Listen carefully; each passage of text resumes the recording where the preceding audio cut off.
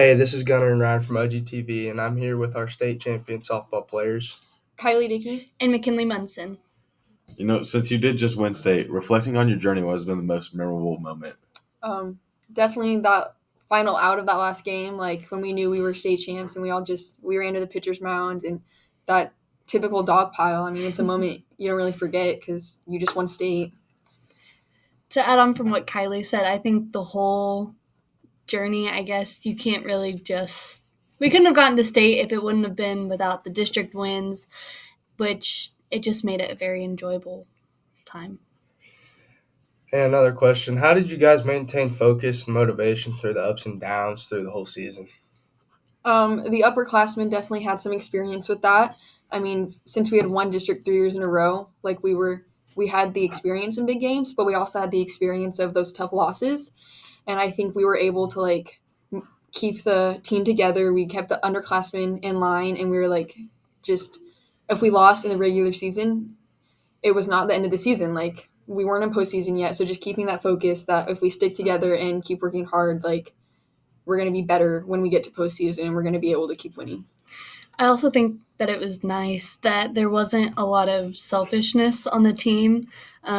We all played for each other, and so it made it a lot easier to stay together whenever we're losing or we weren't doing as good or we knew we needed to focus. What do you think was the key to your success this season and winning the state championship? Definitely just, sticking together. We had girls on the team that would always come through with timely hitting. Our lineup from 1 hole to 9 hole was super strong. If one girl wasn't on, the rest of the team could pick them up, and we played for each other, which then made it easier to play well. And we had a goal in mind from the beginning of the season, and we just knew what it took to get there. So lots of hard work and playing for each other.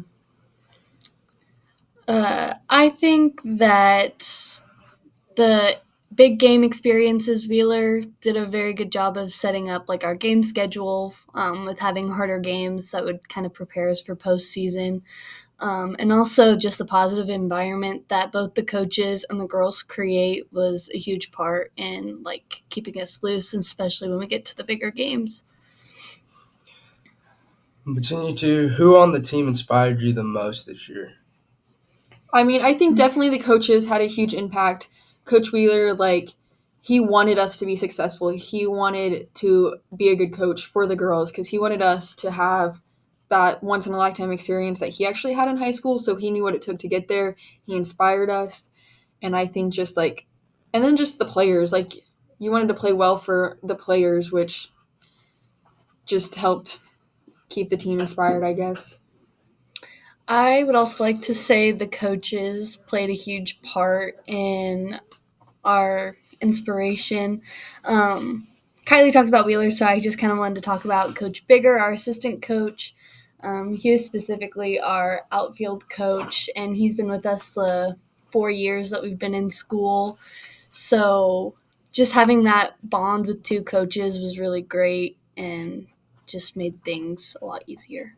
And then to add on to that, I think the town and the community had a great aspect of that. Just watching them come out to games, we wanted to succeed for them because it just makes the town look good when we succeed. Everyone just gets to feel a part of it.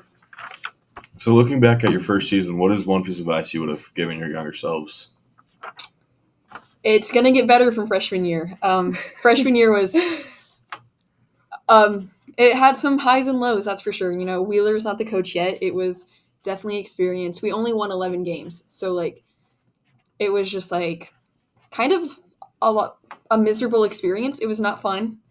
And just stick with it. It's going to get better. The hard work is going to pay off, even if it doesn't feel like it is right now. So that's definitely what I wish I could tell her. So maybe she didn't hate her life as much. I definitely would have told myself to trust the process because freshman year was kind of miserable. No one likes to lose. And I don't know. I would tell myself that there were big things in the future and that I don't know. What kind of bats do you guys swing? I have the Easton Ghost Unlimited. Had it since junior year, and it's the that Bigger used to hit outfield with before every game. So I think he put some good luck in it. I also hit with an Easton Ghost Advance. I think I have one of the oldest models, but it's stayed hot when I could hit. So. And what are your positions out on the softball field? I play left field. I also hit 4-hole. Not just got lots of RBIs. Got to hit cleanup and play some outfield.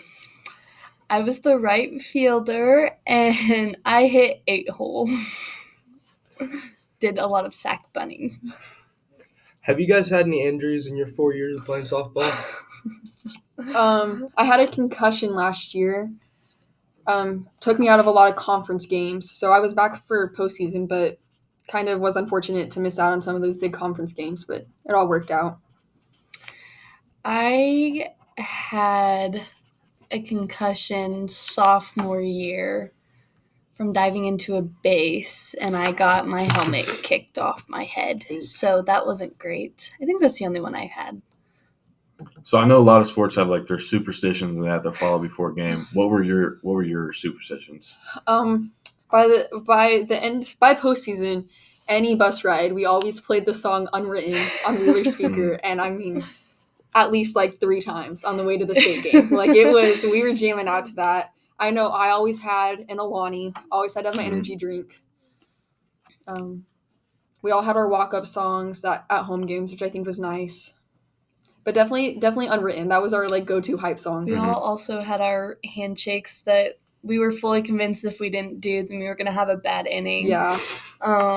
So like I know I had a handshake with the second baseman, and like it felt like every time we didn't do it, something bad happened.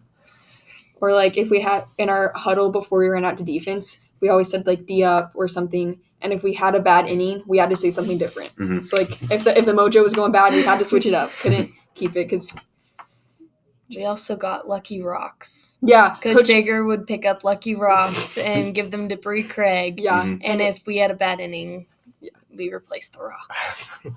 What's your guys' favorite snack before a game? A Quick Trip pretzel and an Alani.